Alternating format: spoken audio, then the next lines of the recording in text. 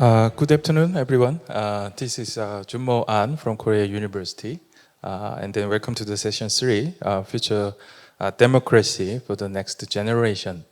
I hope all of you enjoyed nice and delicious lunch. And you know that the outside is very hot, unusual, more than 33, 32 Celsius degree, but here is quite cool, so you can sit and then relax, and then I hope you enjoy, and then also participate in the discussion, and then you can ask any questions from the using the the QR code on your table. Okay.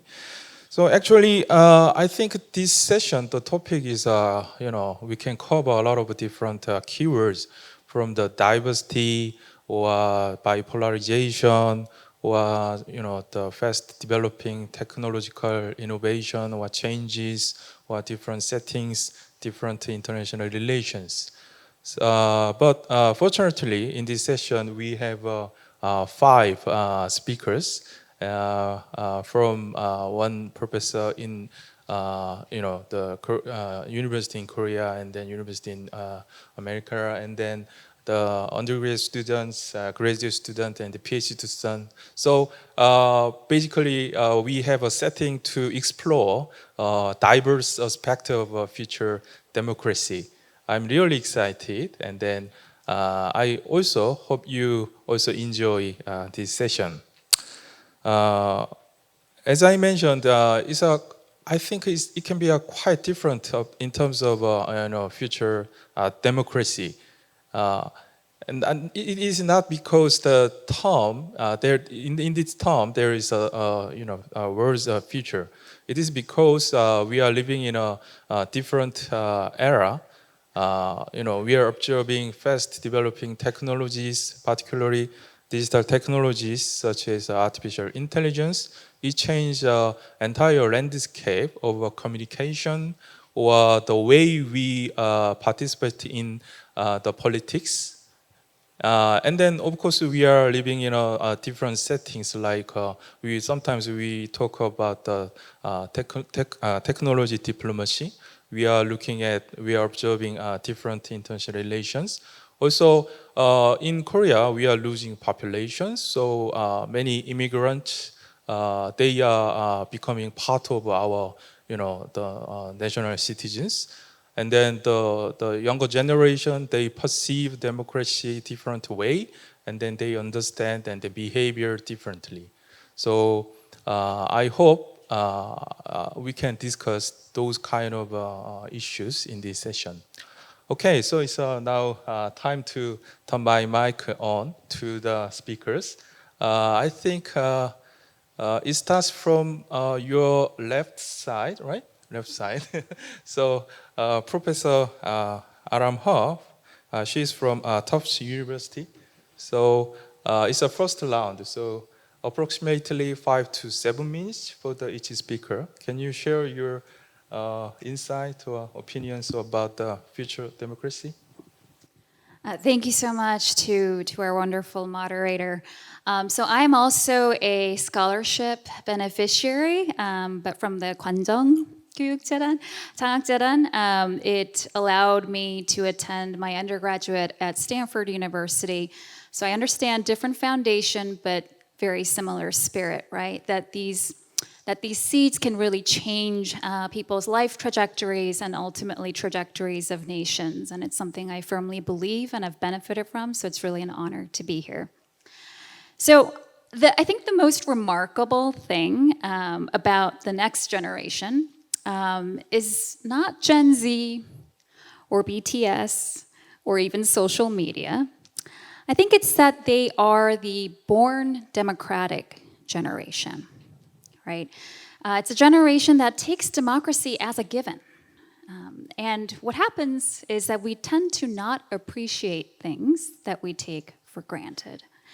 And that's really problematic for democracy's future, specifically in South Korea, because the number one challenge facing South Korea, as well as other East Asian democracies like Japan and Taiwan, is the fertility decline. Right. And all of us know about the economic fallouts of that. But what many of us perhaps don't really know is that this demographic crisis is also a democratic crisis. So let me try to explain this. So South Korea's long-standing national identity has always centered around this belief of 단일 민족, right? This master narrative was very powerful, mainly because by painting all Koreans as part of the same and singular bloodline, it established a intrinsic moral relationship of obligation between the citizens and the state. And it was really that linkage that was the driving force behind all of South Korea's modern miracles. It was a driving force behind its miraculous development, its successful democratization against the odds, and its unlikely recovery from the Asian financial crisis. All because citizens felt a strong sense of civic duty to sacrifice for their state, which they saw as an extension of the national people, and in a way, an extension of themselves, right? And this is what I show in my first book, Narratives of Civic Duty. So how is this relevant to the fertility decline? Well, it's relevant because despite the billions of equivalent US dollars that the South Korean government has spent on this issue, the single most effective policy for actually adding to the birth rate has been the import of marriage migrants. Right? These are women from China, Southeast Asia that come to South Korea with the explicit aim of being married to a Korean man, and the assumption is then producing Korean children. And children from so-called multicultural families now comprise about 5% of the national population, and that number is growing fast. Now, this directly challenges that master narrative of a 단일 민족, which has been the main source of South Korea's democratic resilience thus far. And no matter what kind of 다문화 label you want to put on these policies of integration, as long as this ethnic national narrative remains the dominant narrative politically, socially, and culturally, multicultural families will never really quite belong. Right?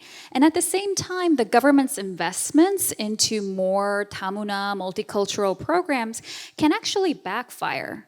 You know, certain segments of Native Koreans might feel alienated and actually left behind by the state that they sacrificed so much to build.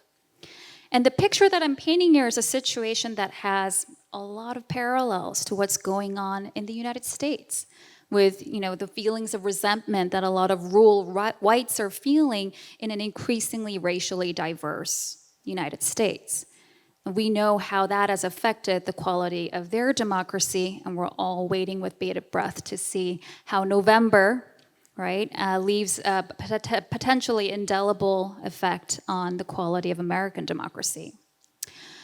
Now, in addition to all of this very optimistic story that I'm painting, there are also some other important cracks. The import of marriage migrants as a solution to South Korea's fertility decline implicitly kind of puts the onus and the blame of the crisis on Korean women, which only feeds more fuel to the fire in the intensifying gender tensions among our young generation. And while the older generation lived through these, what I would call collective crucibles of the developmental state, of democratization, and surviving the financial crisis, which, for better or worse, really bound in them a sense of linked fate between the citizens and the state, these kind of coming-of-age crucibles for Gen Z include events like the Seoul ferry disaster, the Itaewon tragedy, right? And tough life chances even for the best of the best among that group. And these are all kind of critical experiences where the young generation feels increasingly disconnected and perhaps even betrayed by the state. And I want to make it clear, this is an issue that's deeper than left-right politics and, which party was in power at the time that these events happened. It's more of a fundamental fracture in the identity foundations for fostering strong civic duty into the next generation, right? And this is happening just as South Korea's democracy is heading into its, what I think its most challenging socioeconomic crisis to date. So what do we do?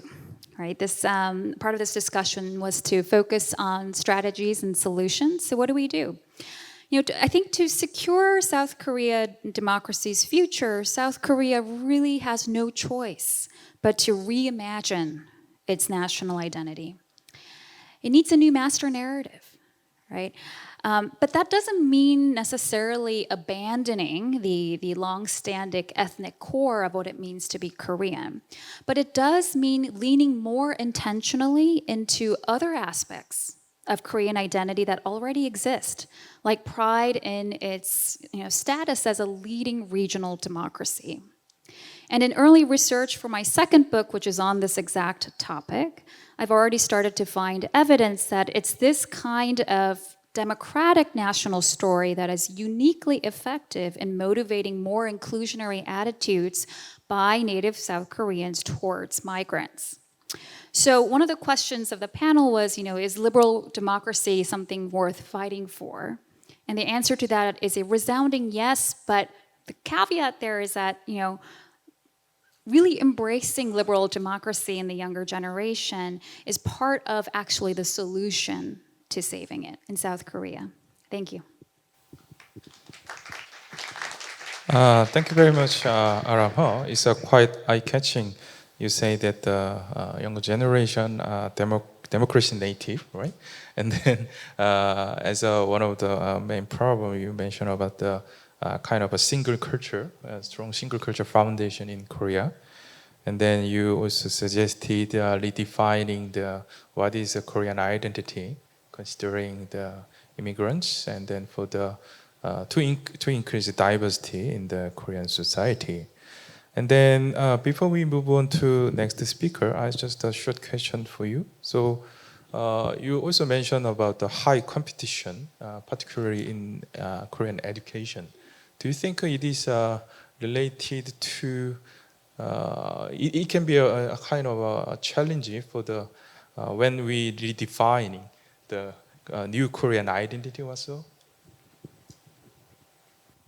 So I think part of the intense competition, or at least real intense competition, but also the perception that there's sort of this impossible competition to face, has a lot to do with, and this came up in the prior panel, about how liberalism was really understood and operationalized in Korea's liberal democracy.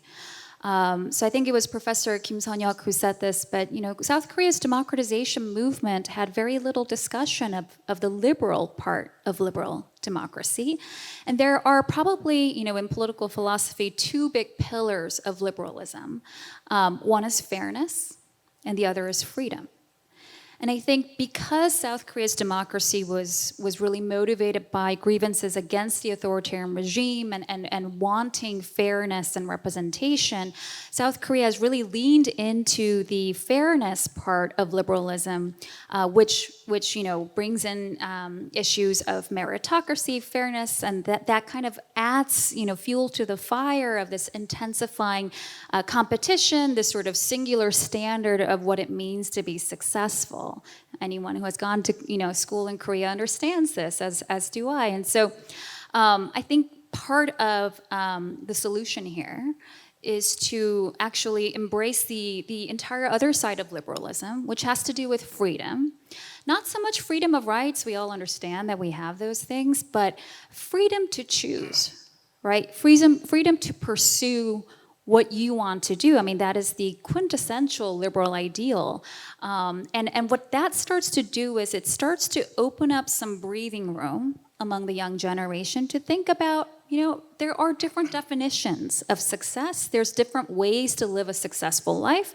Maybe you choose to have 3 or 4 children. Maybe you choose to have no children, right? But that kind of freedom of pursuit, true liberalists will tell you, cannot be achieved without a corresponding obligation to solidarity.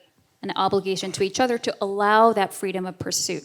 So I think that's where perhaps discussions about liberal democracy and what that means need to start shifting in the younger generation. Thank you. I think her answer is quite a good food for thought to be discussed later. Okay, so I said next speaker is Professor Hyeonho Ham from Hanyang University. Hello, everyone. It's a great honor to be here. I'm Hyeonho Ham, and let me go back to the title of this panel, which is Future Democracy for Next Generation. I think in order to discuss this title or topic, we need to think about what does it mean by, how existing democracy is actually perceived to the young generation, right? So,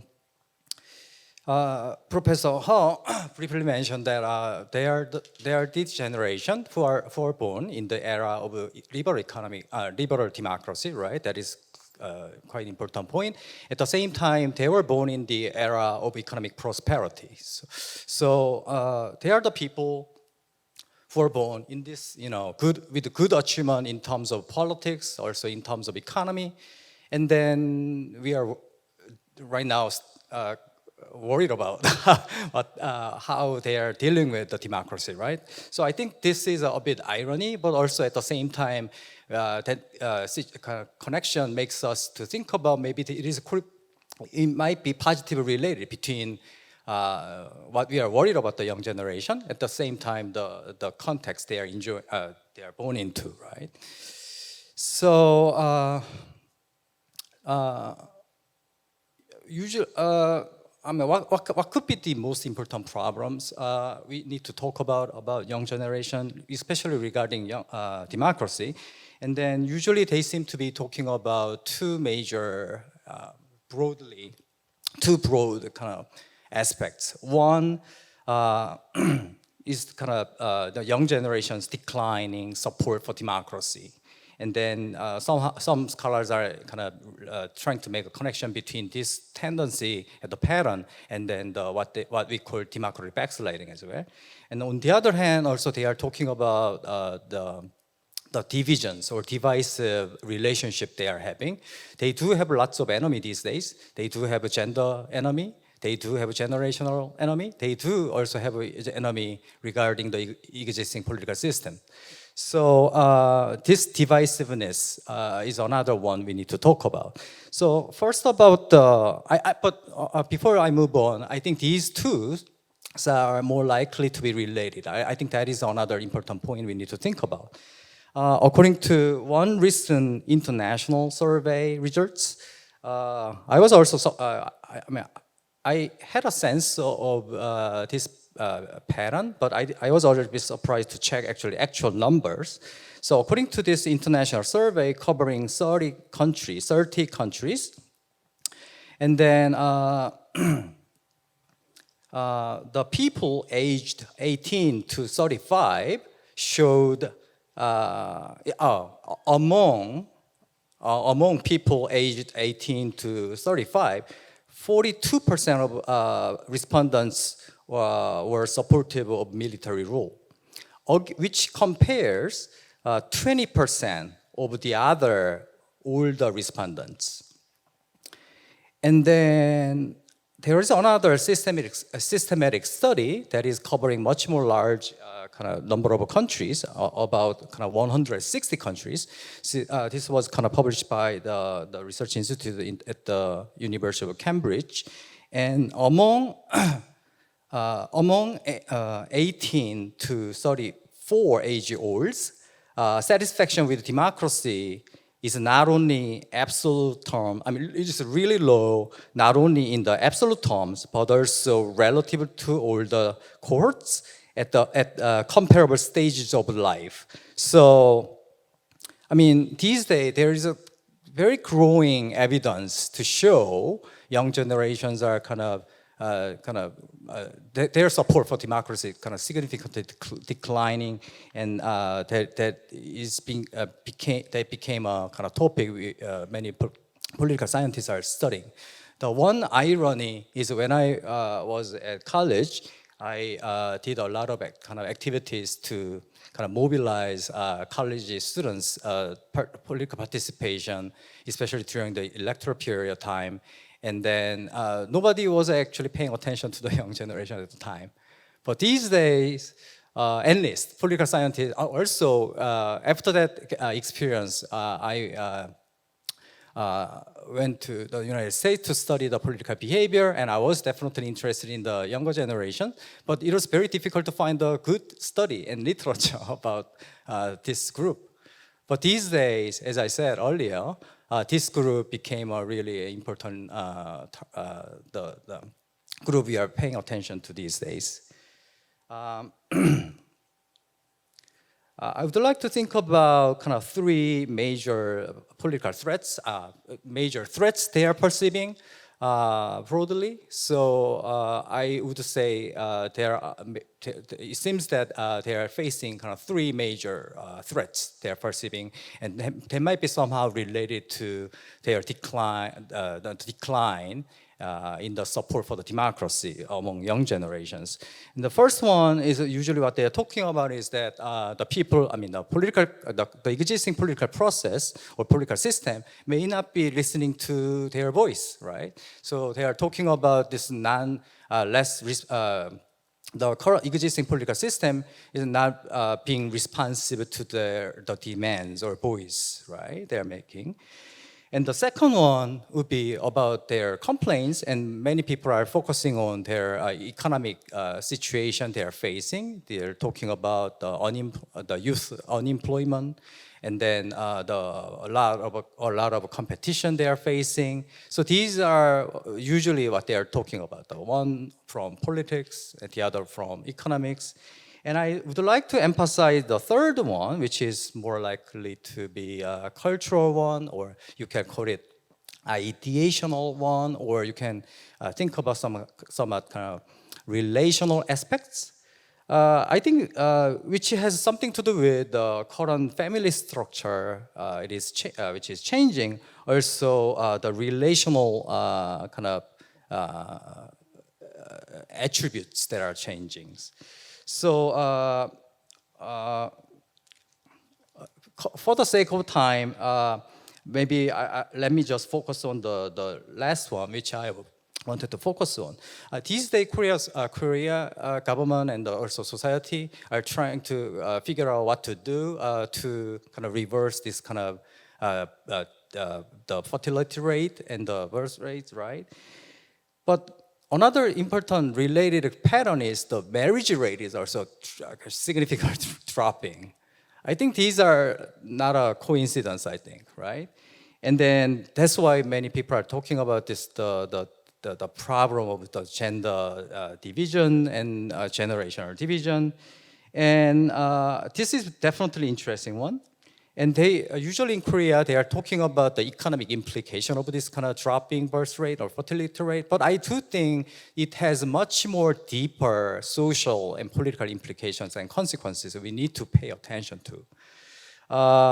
So I wanted to study this kind of pattern. And then I kind of took, although I'm not really an expert on this area, in this issue, but one of the, I checked some literature in the field of American politics or political behavior, but the interesting one is they rather have a puzzle about why women in the United States are not really different from the men in terms of political attitudes and policy preferences. So actually it was a puzzle why, if you think about the racial difference, right? Or the difference in the social class, they do find significant and substantially large differences between the different subgroups, right? But interestingly, when the scholars in the gender study even trying to figure out trying to check how women are different from the men, and one of the studies shows that actually kind of progressive women in the United States all of a sudden became very conservative all of a sudden after marriage, or vice versa. Also, these days, very recently, there is a kind of study about, okay, let me stop there about this one. So, some scholars at the University of Michigan concluded that probably the characteristic of intimacy regarding this gender might be playing a role in narrowing the gap between women and men.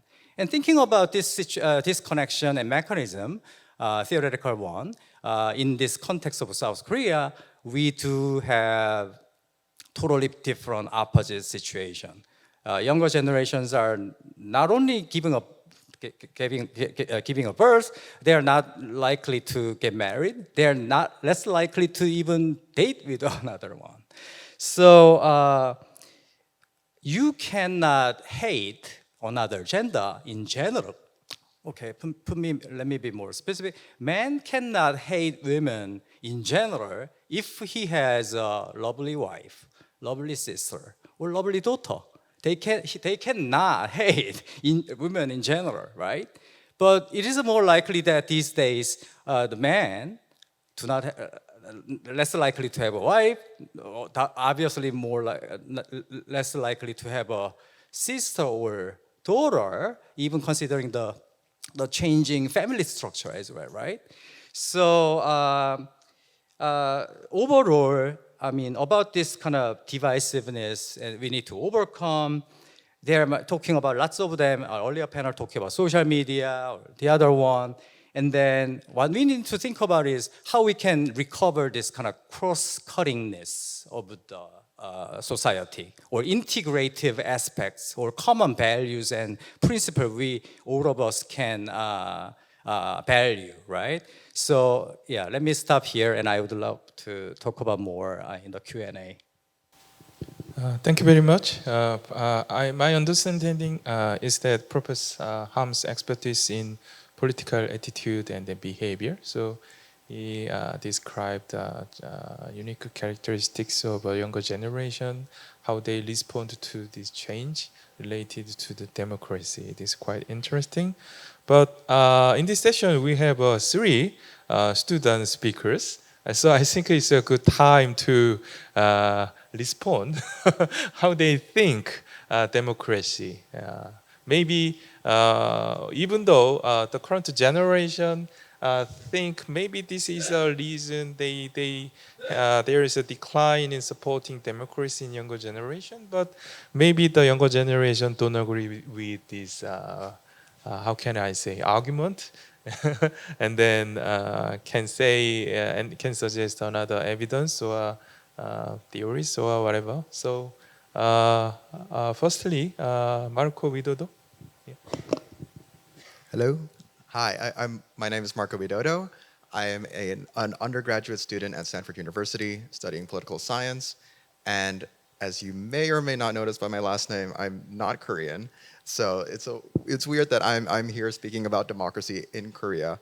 But really, I'm not here to talk about democracy in Korea. I feel like democratic backsliding and strengthening democracy, these are topics and problems that are really pervasive everywhere. And it's really important for us to find these connecting strands between countries, between regions, in order to look at more of the roots of the problem. I think I really resonated with what Professor HUR said earlier, in that something that's really unique about this generation, or our younger generation here, is that we're born into a democracy. We're born taking democracy for granted. And I think the big problem with that is that we don't really understand. A lot of us don't understand what democracy means. We don't understand why we do democracy. And I think it's really important for us to try to get back at understanding why we do democracy before we can even start to think of how to fix democracy, how to stop democratic backsliding, etc. So I'm from Indonesia, and I just wanted to tell you guys, I guess, a very short story, very condensed story of what's going on in Indonesia in order to kind of illuminate some of the broader patterns that I see happening, not only in Indonesia, but really globally. In Indonesia, we just had an election, the 2024 presidential election. The second party, Gerindra, the Gerindra party, was voted into power, and a lot of people have been saying that this is a big sign of democratic backsliding. This is a big danger for democracy in Indonesia, which, by the way, is the world's third biggest democracy. And people have been saying that this is a really big problem for democracy in Indonesia because this president has been accused in past decades of human rights abuses, of torturing people, et cetera, or being complicit in the torture of protesters. And obviously, when we're thinking about the future of liberal democracy, it's really important to see this as a danger sign, as a warning sign, and realize that there's something going on here that's not right. In Indonesia prides itself as being quite a good electoral democracy, but I think there's a very big distinction between an electoral democracy and a liberal democracy. A liberal democracy should have these electoral foundations, but it really means something else to be a liberal democracy. And it's really important for us, not just in Indonesia, not just in Korea, but all over the world, to understand why we do democracy in general. And so I think I'll just stop it at there, because I do want to get into the Q&A, so I'll try to keep this short. But I do think that a really overlooked part of this whole system of democracy, this whole culture of democracy, is precisely that democratic culture, that democratic mindset. Looking at if I go out and ask the average person on the street what they think of as democracy, what is democracy to them, most of the time they'll say something along the lines of rule by the people. And I think that if what we care about is rule by the people, then it matters to look at the people. What do they actually think of democracy, and what role do they actually practically play in democracy? So I do think that that's a very overlooked part, and I hope we can talk more about that later. Okay, thank you, Marco. It's a good sharing. As Marco mentioned, it's not issue only happening in Korea, right? It's a global issue. We are also have to think about this issue globally, right? And then it is quite interesting because more than 20 years ago or so, one of my foreign friends told me Korea has a shorter history of a democracy, so maybe the understanding of democracy in Korea can be a little bit different from the the Western culture, who has a much longer history, right? More than 2, 3, maybe 400 years. I think there is an analogy between the Korea and then Western country, and then the current generation and the younger generation, because you are democracy native, right? So it's of course you can think about you can take it for granted for the democracy, right? So I think maybe in this case, how can I say, making a philosophy or sharing or discussing about what is democracy, why democracy, what is a democratic mindset, or what is why democracy important is worth talking and discussing like this forum, right? Okay, so we have 2 more student speaker, and then I think it's a good for listen and then spend more time on student speakers. Hi, my name is HONG Seong Jae, and I'm currently a master's student at Seoul National University in Department of Political Science and International Relations.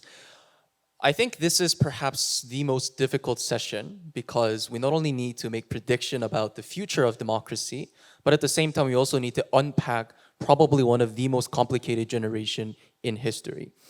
And I agree a lot with what our esteemed professors suggested on how we're born into democracy, we're born into development, so probably it is the case that we consider all of what we're enjoying as a given.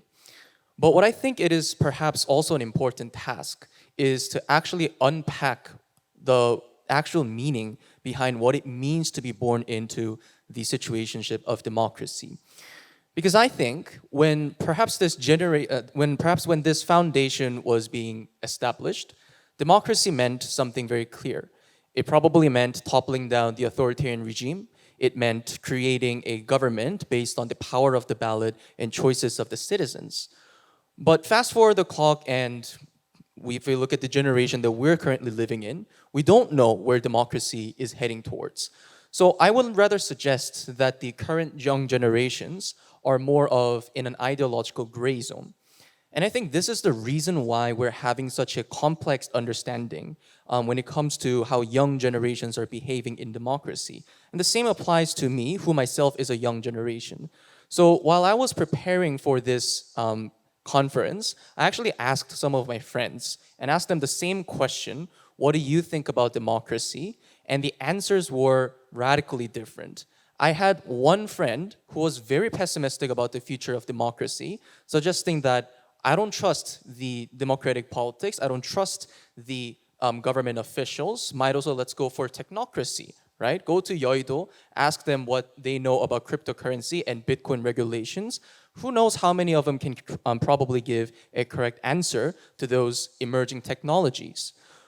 But on the other hand, we had an entirely optimistic group of friends suggesting that we still have reasons to be faithful, we still have reasons to be hopeful for the faith of our democracy, and probably what we need to do more is further interaction with the older generations. Probably we need to have more democratic participation. Notably, however, I think what was very interesting is that all of them, I might be tapping into a biased sample, but all of them were having a very passionate understanding and passionate mindset for democracy. And I think this was quite puzzling because if we look into the news media, what I found was that a dominant narrative or the dominant way of explaining the young generation is that we're politically apathetic. We don't go out to vote, we don't care about politics because we're somehow individualistic population. But if we look at the type of people who are actually protesting about the most imminent social issues, if we look at the kind of people who are discussing about the sensitive gender issues or the declining birth rate issues, I think it is then again the younger generation who is the most passionate about this. Then the question becomes, why do we see such a problem of, as Professor Ham suggested, young generation supporting military regime, or in the case of very recent European parliamentary election, younger generations somehow supporting the authoritarian parties? Why do we see a decline of trust in democracy in South Korea? Now, I cannot speak for other countries because by no means I'm an expert in democracy of other foreign countries. But in the case of South Korea, what I found missing was the existence of institutional support for the political participation of the younger generations, and I'm meaning by political education. So recently, South Korea lowered down its voting age to 18. But can we really think of a media coverage on that teenage voters? Can we really think of politicians who are explicitly tapping into the new generations of the voters? Not to mention the fact that can we really think of an existing Korean education aimed at cultivating civic duties, civic education, or understanding of the politics. Sure, we do have subject called politics and law in the Korean University entrance exam, but that's a choice left up to individual students. Not every students are required to have that education. Compare that to the education system in the United States, which I learned in the previous days, that some of the states require the students to memorize and study at least the constitutions of their state before graduation. Now, I don't have a grand plan on how this education system should look like and how the institution should change for the future of democracy. But what I do want to stress out is that we younger generation ourselves are confused. And of course, it is our job to come up with our own zeitgeist and our own voices and our own visions of what democracy should mean. But we surely do need the help of the institutions. We surely do need the governments and the wisdoms of our older generations so that they can guide us to a better future for everyone. And I would like to conclude here and thank you everyone for your time and attention. Thank you very much, Seong Jae. It's quite a good talk. And then probably I also very interested in that the younger generation also has a very different view depending on their thought or political positions or experience or so. Okay, so you waited long, so you can spend enough time. So, floor is yours. Thank you. Hello, my name is Kyu Yeong Christine Kim. I'm a doctoral student at Seoul National University Graduate School of International Studies. I would like to begin by building on some of what my fellow panelists have said. So I know that a lot of the panelists have mentioned that we are a democratic-born generation. But as a student of international studies, I feel obligated to kind of remind everyone that that's not the case for everyone around the world. There are still so many countries around the world that are either not democracies or transitioning democracies or backsliding democracies or actually consolidating autocratic rule. So in that kind of spirit of global democratic recession, I think it is important to also think about apathy not only in terms of domestic democratic norms and values, but also international ones. Recently, this year, I attended a conference in the US, the International Studies Association, and I attended a panel on what was called deep contestation of the liberal international order.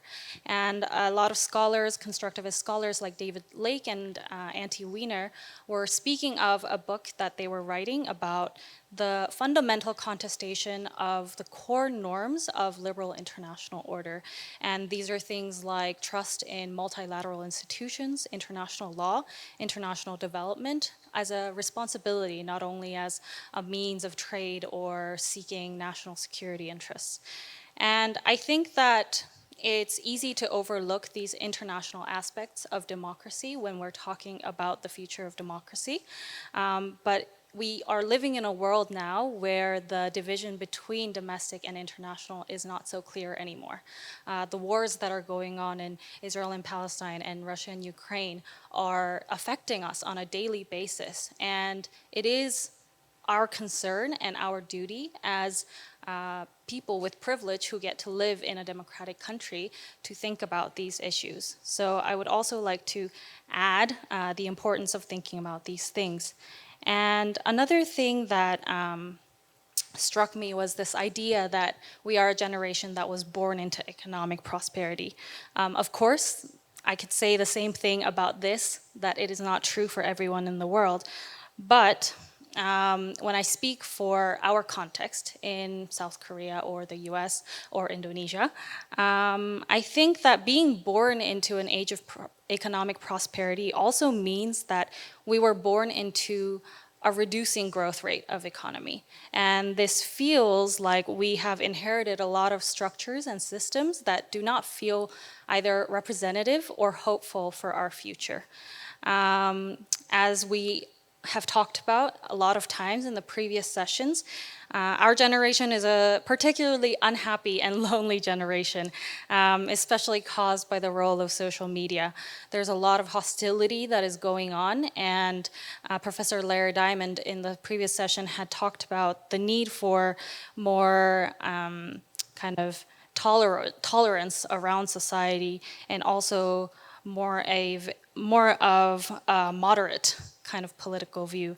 And I think that, unfortunately, the state is rarely thinking about the unhappiness of their citizens and how to create more opportunities for younger generations like ourselves to pursue happiness. So it would be my great pleasure if we could talk more about the state role in creating social welfare and mending the social divisions that exist in our society in order to create a more democratically sound future. And I would like to end here. Thank you. Thank you very much. Yeah. So this session is designed to listen the different opinions about the future democracy, and then it is quite good to listen the younger generations' thought and idea. Okay, so the first round has been finished, and then we have approximately 25 minutes or so. So I think it's time to move on the second round for the peer discussions. So and then we'll take some questions from the floor. Before we move on to flow from the questions, I will ask some of the questions to the speakers. First one is, as one of you mentioned that nowadays we have a very good technological advantages, right?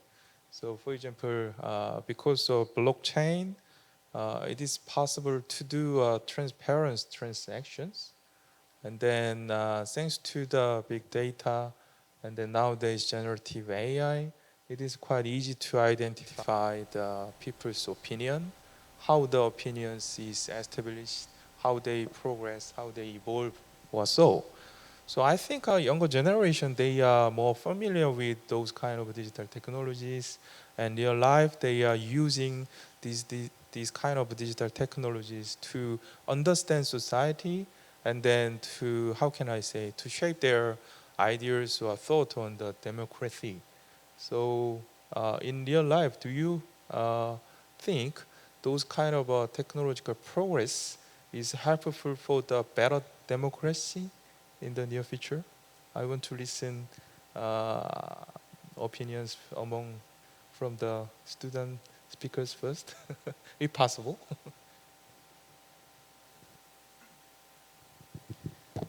I think when it comes to technological advantages, I think it's really important to realize that yes, we're living in an era where it seems like there's a lot of technological change with generative AI and things like that, and blockchain, decentralized economies and things like that.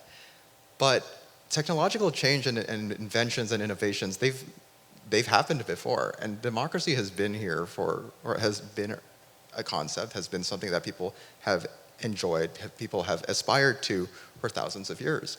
I think that with any innovation, the rise of generative AI, the rise of decentralization, these have their ups and downs, and what's important for the younger generation is learning how to wield it through a democratic lens. I think there's no way that we can necessarily rely solely on institutions or leaders in order to restrict these innovations in a way that endorses democracy. And I think again, kind of going back to what I said earlier, it really lies in the democratic culture. It really goes back to what Professor Diamond said earlier today with regard to Levitsky and Ziblatt's mutual forbearance, in the sense that we need to kind of have this culture of mutual respect. We need to have this mindset of how to do democracy in order to approach these innovations, these new technologies in a way that is conducive to supporting democracy rather than harming democracy. Okay, thank you. Thank you very much, Marco. We have 5 speakers, and then 2 speakers are professors. Usually professors talk a lot, right? So I think they are very stressful because they have a limited time for the discussion. And then as a scholar, of course, you are interested in the younger generation. And then you listened how younger generation, they understand democracy, right? So is there anything to respond from the scholar side? Yeah. Not limited to that. You can do the general comment as well. So. Listening to all the panels from the morning until this time, and I realized that how important we can how we should and can conceptualize the meaning of the liberal democracy. First, everyone seems to be following very easily about the idea of democracy. Basically, I mean, it is demos plus and kratia, so basically rule over the people or rule by the people. That part is quite clear, right? Also quite intuitive, but as Professor Ho mentioned as well, the liberalism may not be, right? So I think especially in the context of Korea, also in many advanced democracy, I think the precise or a deeper understanding of this kind of liberal aspect could be very important, I think. So when I teach political science at the university, I usually start by saying, here we have international students from European countries and from the United States and Korea. And when I mention liberal democracy, don't get me wrong, because endless liberal can be interpreted in so many ways. Endless 4 ways or 3 ways at least. So just the adjective liberal, usually in the United States, it means left-wing or the idea of Democratic Party. So it is a progressive one. In European country, when you say liberal, it means market-friendly without government intervention. At the same time, we do share the common terminology, which is liberal democracy.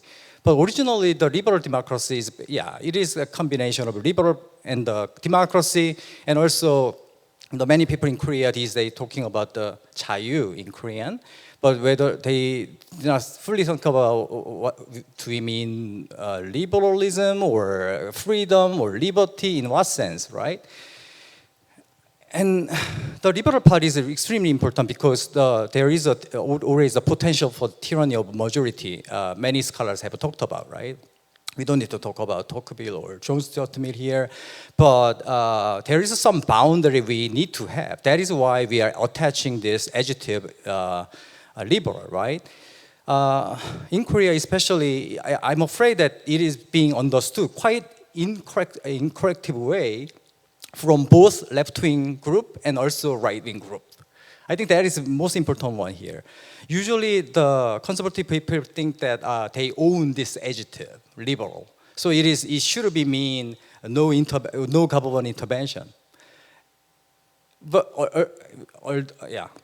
also left-wing people usually think that is just the adjective for the conservative. That's why they hate this adjective, so they wanted to remove it. But originally, as I said, it is emphasizing the importance of protecting fundamental political rights and civil liberties for individuals and minorities as well. So it can be sometimes very progressive idea if you are emphasizing the fundamental rights of even the people, including minorities. There is a boundary government cannot do. Also, if you are focusing on some specific fundamental rights or liberties, especially if you are emphasizing property right, it can be rather close to the conservative meaning. But again, I would like to emphasize that this liberal is very different from what we usually talk about in the media and also newspaper, right? I strongly recommend that. I wish I have Fukuyama here because I strongly recommend to read his writing about this liberalism and it's about the liberalism. So that is my big comment I wanted to make following all the panels. Let me stop here first. Thank you. So I spent the last 3 days engaging with our wonderful student panelists here, as well as some of you in the group. And I think my biggest takeaway was that I felt a lot of sort of consternation, anxiety about the future. And I think that this stems from kind of a feeling of disconnect from the broader body politic. And I want to, the caveat here is that every generation thinks that they are unique and special. That you're living in a special time, right? And that you are so different from the older generation. Now that is a common mistake, but I actually do think that for Gen Z, I think as social scientists, we need to acknowledge the fact that they are coming of age in a entirely distinct political, economic, in terms of the developmental phase that they're in and the level of inequality that they're being born into, as well as technological moment. And that moment is quite distinct from what we have seen so far in the specific context of South Korea, but also more generally across democracies. And the problem with that disconnect, we talked about reviving civic education and all of that, but correct me if I'm wrong, but if you get a bunch of younger students in a room who feel this disconnect from the state, from the older generation, and then you say, hey, guess what? We're going to add another hour to your curriculum because it's really important that you know and learn about civic values, right? And it's going to be part of the college entrance exam. You think that's going to go very effectively? I don't think so, right? Because why? They don't really feel the motivation or see the rationale of why they should be caring about this in the first place. And so I'm actually a little bit skeptical about the effectiveness of trying to revive civicness through civic education. I think it's important, but I think it's a secondary step. I think the first thing that needs to come before that is to have youth see themselves as members of the state, as really the torchbearers of the future of their country's democracy. How do you do that? Well, it is important to, I think, offer some, institutional spaces for horizontal alliances within the generation. But I think it's even more important to couch those interactions in ways that also build vertical alliances between that generation and the state. So what I have in mind is something like a national youth service program that all youth, South Korean youth, have to do in the name of the state, but it's a community service program. You meet students outside of your particular school district through this program. I'm not saying this is distinct from women also need to serve in the military, although requisite military service does serve this type of function as well. Right? A lot of the men who have served can attest that they have met other members of the nation, right, of very different backgrounds from themselves through military service. And so one way to, I think, revitalize this connection and kind of begin to mend these fissures is, I think, some kind of a national youth program that is nationwide, that it's under the auspices of the state, right? But also encourages these sort of bridging social capital opportunities for this generation. Thank you for this point, Professor Ho. Before the session 3 started, are a little bit worried about what if we don't have enough questions from the floor. But fortunately, we have a lot of good questions. There are 2 questions, but actually I think it is a single one. So I introduce this one, and then let's listen what the speakers think. One question is that, in an aging society, politicians will care more about the elder people. How could the younger generation attract other generations' attention? And the other question is actually the same one in terms of a context. How could we manage a balance between giving more focus on younger generation, right? So probably one question from the older generation and then question from the younger generation, basically the same, right? So it's about the balancing, right? So because I think the younger generation, they don't understand the older generation, and then older generation misunderstand younger generation, so there is a conflict.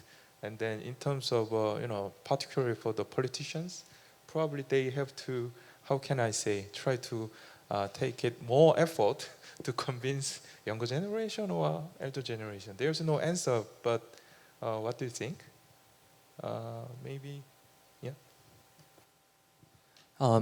So this question on, in an aging society, how would younger generations attract and persuade the older generations? And I think this is a very important question, and I want to go back to what I suggested on how the young generations don't seem to have a unified vision or unified message. And precisely because we are everywhere around in the political aisle of ideas, I think it's actually pretty natural that the older generations don't know how to tap into them, and it is pretty much natural that the established political parties sometimes don't understand which population among the younger generation should they tap into, because there are so many diverse ideas. If you tap into one part, then you'll probably lose the support from the another. So I think in the very long run, perhaps not long run, we really need the younger generations to seriously think about what do we think is the most important vision that we need to talk about. So for example, in the case of Korea, we had this entire nationwide uproar on this seemingly unfair behaviors from certain political leaders, and this fairness discussion was a very hot issue. But we never came into a consensus on what fairness actually means. For example, if we pick all the university entrance students from 수능 exam, is that the fairest way to achieve fairness and justice in the case of education? And we just have the issue and we're angry with it and we just let them there. And I think that is the first or the most important step for the younger generations to not just survive, but to build coalition with other generations. We need to have our very own message. And I think this would also be relevant to what Professor HUR suggested on the idea on education. So I might have a slightly different opinion with Professor HUR in terms of education, because sure, it is true that as a Korean student myself, I would hate to have a teacher saying that, oh, here's another 1-hour lecture on civic duty and you got to remember all of these constitutional laws. I would hate that. But that doesn't mean that we shouldn't do it, because what I personally found out among my own peers who were not really interested in politics is that the moment they leave school without understanding what politics mean and how to properly engage in politics, how to do the fact-checking, as other wonderful professors have suggested, is that vacuum is filled up by social media, not just any social media, but radical social media, those things that are related to fake news, for instance, right? And I think it is very important to consider how to prevent those things from happening, but as I said, in the long run, we probably need to have a much condensed discussion and focused discussion among the young generation. This is I'm responding to also earlier comment by Professor Ho and also another comment by student about education.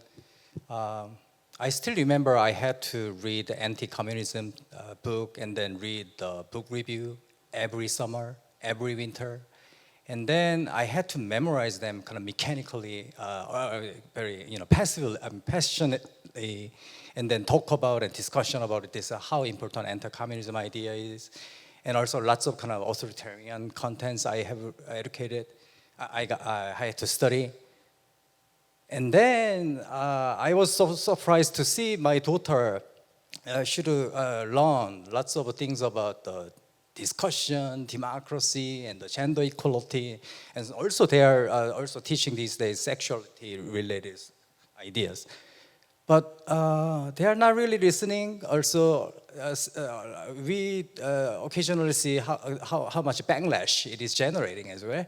So, definitely it plays a role. We care about this value. We need to somehow educate them. We need to indoctrinate and enlist the basic principles and values we care about. That is for sure.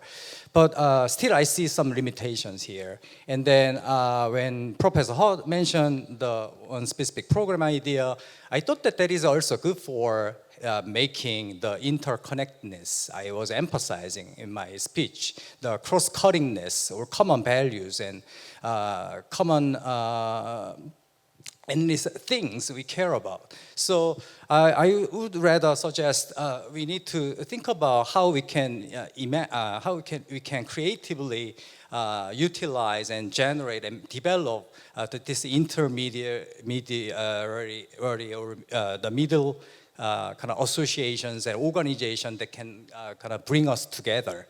I think that it will be very important. Let me stop here. So, do you know how women won the vote? Any guesses? So the common story, right, of women's enfranchisement is that, women started protesting for equal rights, and there was sort of this, that then motivated this big value shift and sort of enlightenment towards liberal values and eventually won women the vote. It's a very inspiring story, but it's not what political science says about how women won the vote. It's actually a much more economic and mechanical story. Women won the vote because a political party, a major political party, all of a sudden realized it was getting kind of close with their opposition. And so they wanted to find new sources of electoral support.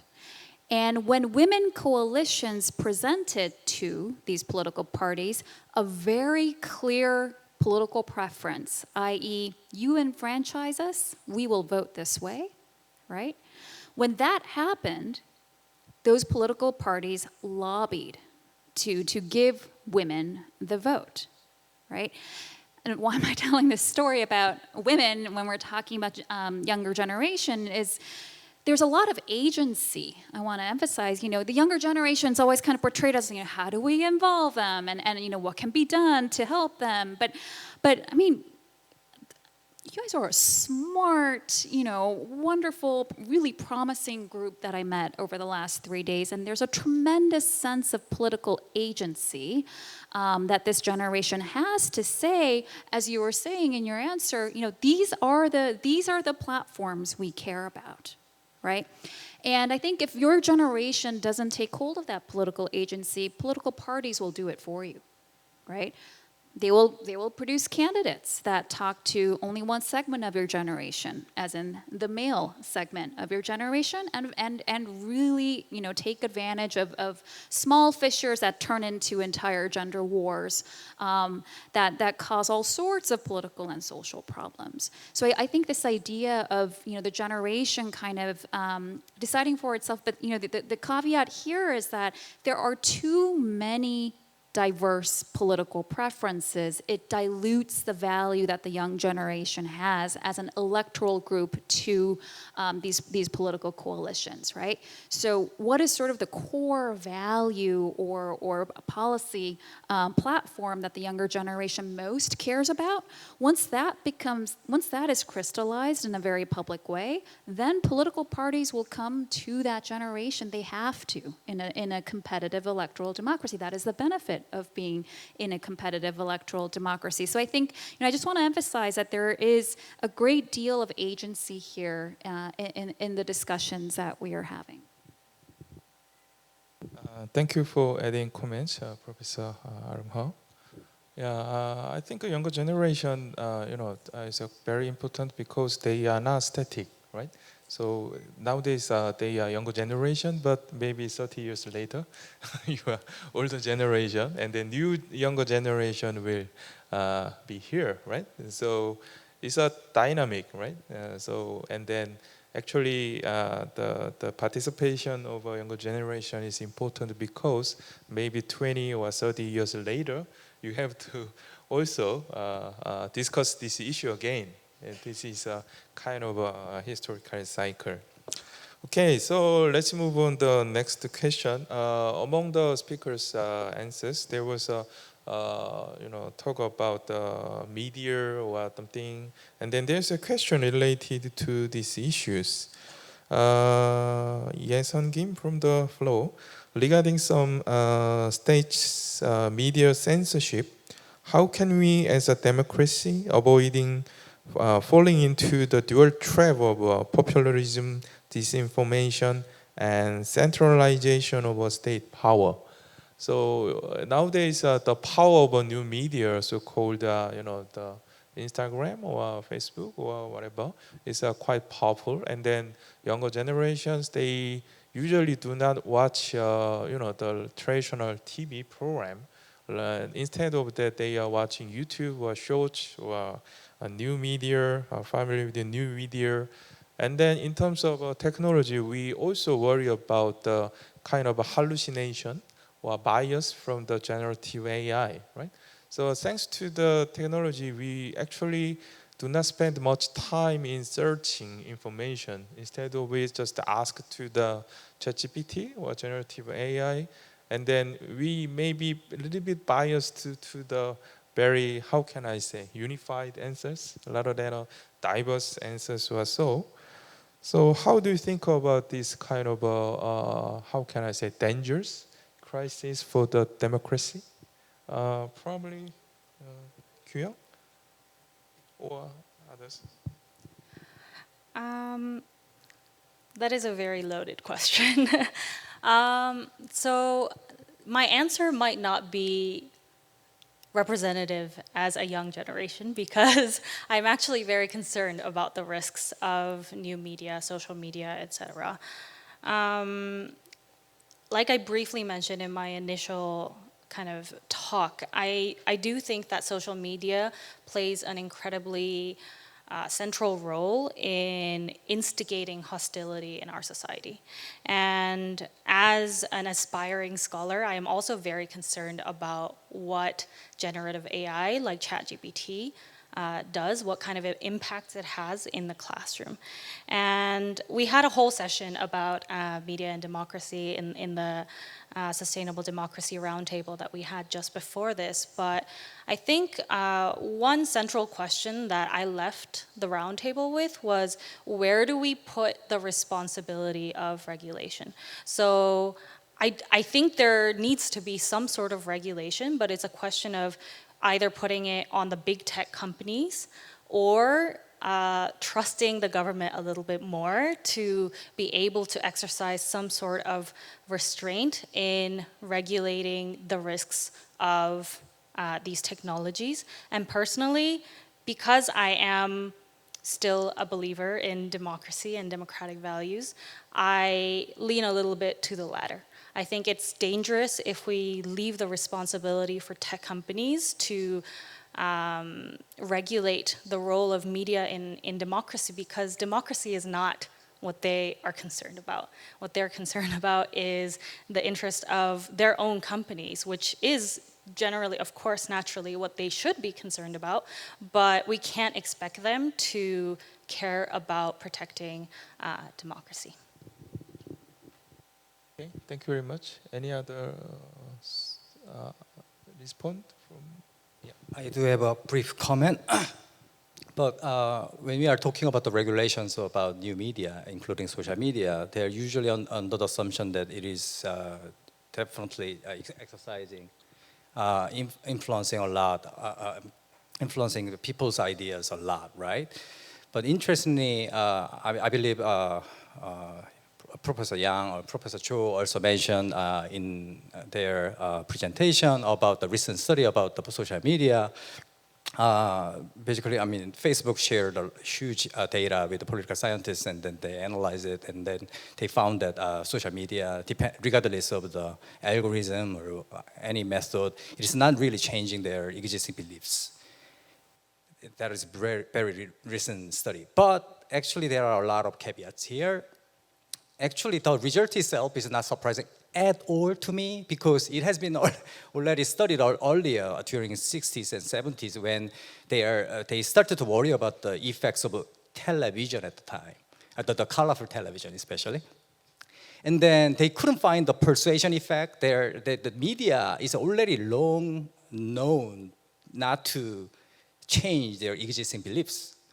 So the recent finding, to me personally, I don't think that it is surprising at all. But also at the same time, it has an implication for the concerns we are having, right? But on the other hand, actually, still, we do have multiple aspects we need to worry about. Regardless of changing our existing beliefs, it is still influencing a lot of aspects of our behavior. So, I mean, when also earlier scholars are studying about the effects of TV and newspaper, they had to look at other aspects, including framing, learning, agenda setting, other aspects where media can play a huge role, which is also the case for the new media, I think. Also, if you think about the Arab Spring, right, and then you know that the new media is really playing a huge role in facilitating mobilizing people, which also happened in the United States when people are occupying the Congress. So also this kind of pattern, without changing their existing belief, it can help facilitating coordination, cooperation among the people with the similar views. And in that sense, it can still play an extremely huge role, which we need to concern about. I think this kind of a bit nuanced understanding of new media can give us some better idea to also develop more sophisticated regulation about new media. For example, we can be more kind of strict about the actual behavior and actions they are making, rather than the information we can utilize through the media. Things like that. So, I mean, I just wanted to remind you that the importance of understanding the role of media, the implications we have found in the academy. Thank you. Thank Thank you for adding the comments. Maybe next time we have to invite one guy from media to make more, to increase diversity for our discussion. Okay, so time is almost there, but actually, as Marco mentioned in his first round talk, actually this issue does not limited in Korea, Indonesia, or US. Actually, it applies to all the country across the globe. And then there is very, how can I say, challenging question from the floor. What is the best way to, to deal with democracy in other country, including North Korea? So actually, today we talk about a lot of different issues, right? The generation gaps, and then immigrants, and then institutional effects or institutional tools to encourage younger generation, and then the use of digital technologies. But also, someone says we are living in the era of the crisis of democracy, because many other countries, how can I say, it's not a good situation. So how do you think this issue, how we can invite, how can I say, or convince other countries to be a more democratic country? Or so? It's a tough question, so just a short. Sorry? I didn't get the question.